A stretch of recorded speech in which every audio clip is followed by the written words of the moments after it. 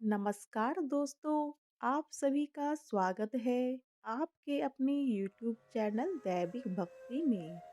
आज मैं आप सभी को अमावस्या से जुड़ी व्रत कथा सुनाने जा रही हूँ। लेकिन उससे पहले मैं आप सभी को अमावस्या तिथि के महत्व के बारे में बताऊंगी। तो चलिए शुरू करते हैं। हिंदू धर्म में अमावस्या की तिथि विशेष महत्व रखती है। हर एक महीने के कृष्ण पक्ष की आखिरी दिन यानी कि 15वीं तिथि को अमावस्या तिथि आती है। ऐसे में साल 2024 की पहली अमावस्या उस माह में पड़ रही है। शास्त्रों में उस महीने में सूर्यदेव और पितरों की पूजा के लिए विशेष महत्व बताया गया है। अमावस्या तिथि के स्वामी पितर देव माने गए हैं।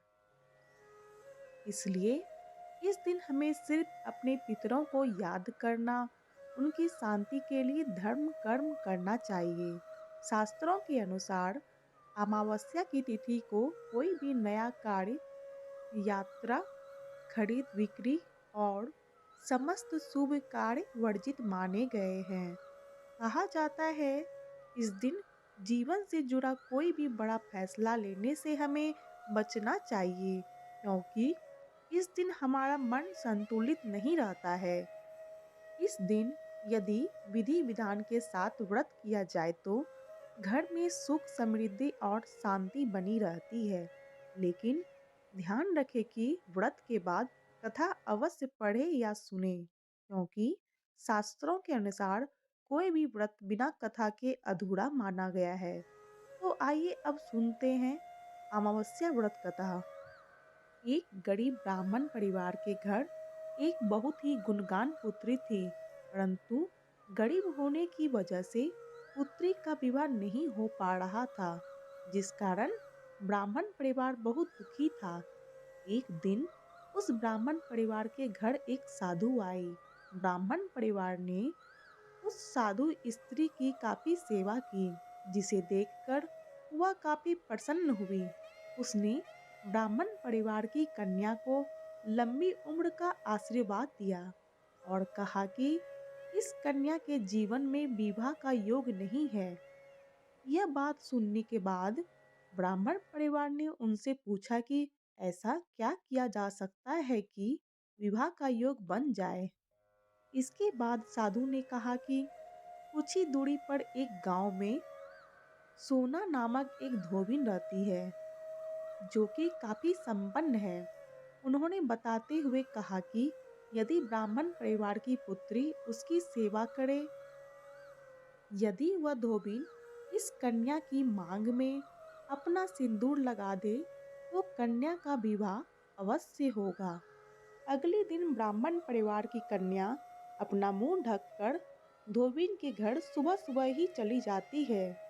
धोबिन के घर जाने के पश्चात कन्या घर की साफ सफाई तथा अन्य कार्य करने के बाद अपने घर वापस आ जाती है। कुछ दिन तक लगातार वह कन्या यही करती रही। एक दिन धोबिन अपनी बहू से पूछती है कि वह सुबह सुबह ही सारा कार्य पूरा कर लेती है और धोबिन को पता ही नहीं चलता। परंतु बहू ने कहा कि उसे लगा कि धोबिन ही सुबह उठकर सारा काम उसके उठने से पहले ही खत्म कर देती है। इसके बाद अगले दिन वह निगरानी रखते हैं कि आखिर कौन उनके घर का काम खत्म करके जाता है।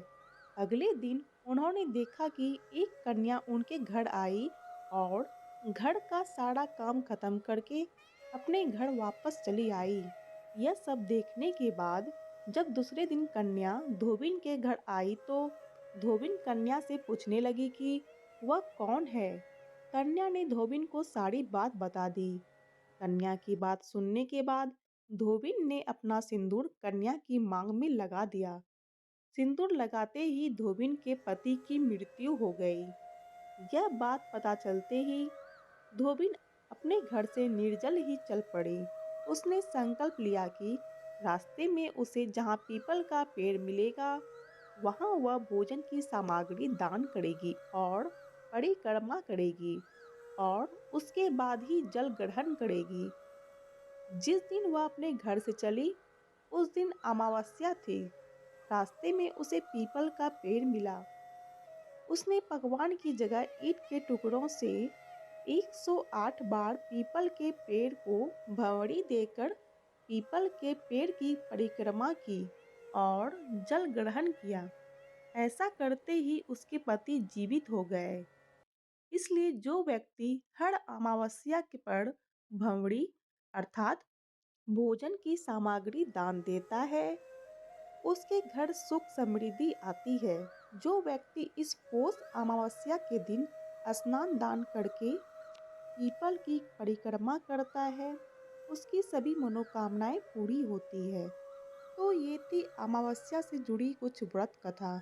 अगर आपको यह जानकारी अच्छी लगी हो तो दैविक भक्ति चैनल को जरूर सब्सक्राइब करें, लाइक करें, शेयर करें और साथ ही बेल आइकॉन दबाएं ताकि व्रत से संबंधित आगे आने वाली वीडियोज आपसे मिस ना हो।